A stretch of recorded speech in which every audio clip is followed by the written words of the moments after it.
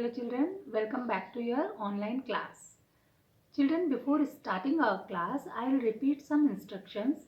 Children, whenever you send your assignments, kindly mention your name, class and assignment number. Okay, and before sending your assignment, just check it that what you are sending and whom you are sending. Means sometimes your assignments are unreadable, the pictures are not clear, and sometimes what some students are doing, they are sending the biology assignments to the physics teacher. So don't do that. Also send your complete homework. Means whatever is given, just read the questions carefully and do the complete work and then send it to the uh, teacher, subject teacher. Okay. So sometimes what you are doing only though you are sending only those questions which you are doing in your fair notebook, and the what you are doing in your workbook, that you are not sending. So don't do that and send your complete assignment to the teacher. Okay, so let's start our class. Class 3rd. Today we are continuing our chapter 7 States of Matter. Children, in our previous online class we have learned about the matter, and I hope you all can define the matter. Okay, now today we will talk about the composition of matter. Means matter is made up of what? Okay, to understand the composition of matter, we will take an example of a closed sack of grains. Sack of grains means this bag of grains. Okay, so matter is just like a closed sack of grains. Now, when this bag is opened, what it will give? It gives us wheat grains, and these wheat grains are like molecules. Okay. When we grind the wheat grains, what we get? We get small flour particles which are like atoms. Clear? So, matter is made up of molecules and molecules are made up of atoms. So, the smallest unit of matter is atoms, or you can say the basic unit of matter is atoms. So, children, what we have learned? We have learned that matter is made up of tiny particles called molecules, and basic unit of matter is atom. Atoms make up molecules which further make up matter. Means atom make up molecules and molecules make up matter. Now children, there are three states of matter. Okay. First one is solid.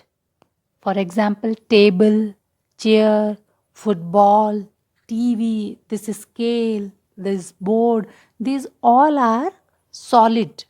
Okay, these all are in solid state of matter. Okay, now second one is liquid. Liquid state of matter, for example, water, milk, oil, juice, these all are liquid. They are also called fluid because they can flow. So, the matter which can flow is called liquid. Now, third one is gases. You all know oxygen, hydrogen, nitrogen, many gases are there, and perfume, that also is a gaseous state of matter. Okay, now why matter is differentiated in these three states: solid, liquid, gases? We all know matter is made up of molecules. So the states of matters are defined on the basis of the arrangement of molecules. For example, in solid state, the molecules are present close to each other. You can see here. Okay. When molecules are present close to each other, then it is a solid state. So solids have a definite shape because molecules are tightly and closely packed together. So solids have a definite shape. Now next one is liquid state. If molecules are present away from each other, you can see here the particles or molecules are away from each other. They are not closely or tightly packed.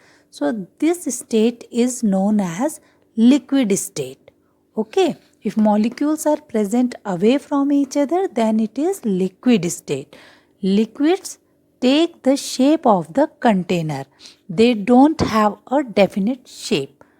Okay. If you will put water in a bowl, it will take the shape of bowl, and if you will put that water in a glass, then it will take the shape of glass. So liquids take the shape of the container in which they are kept.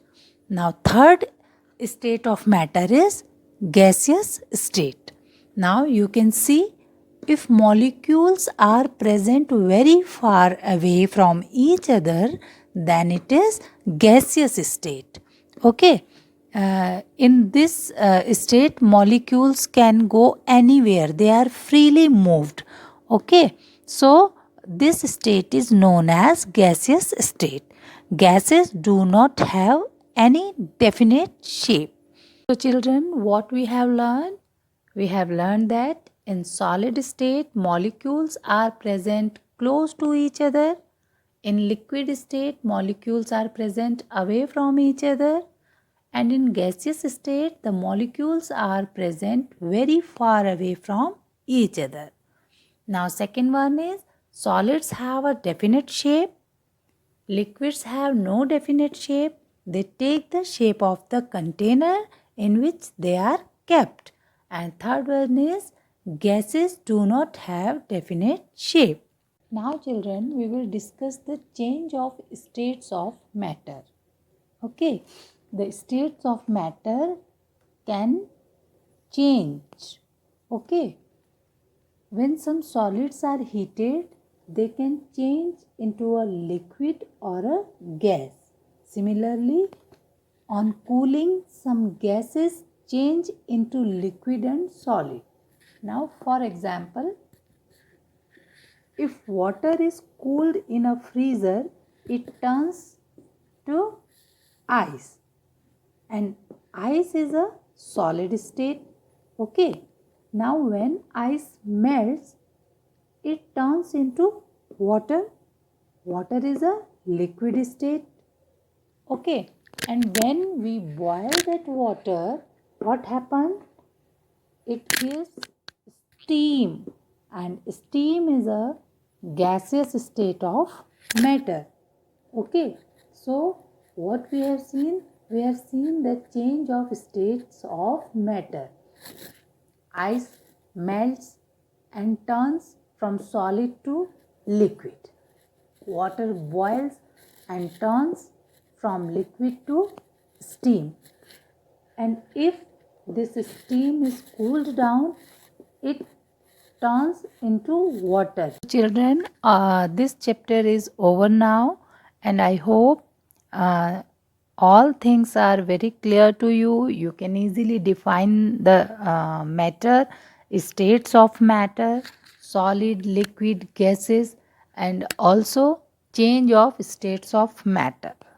Children, before ending our class, we will solve worksheet 1, which was your previous homework. And many of you have done it correctly, but some are needed correction. So match your answers. If any correction is there, just do it in your book.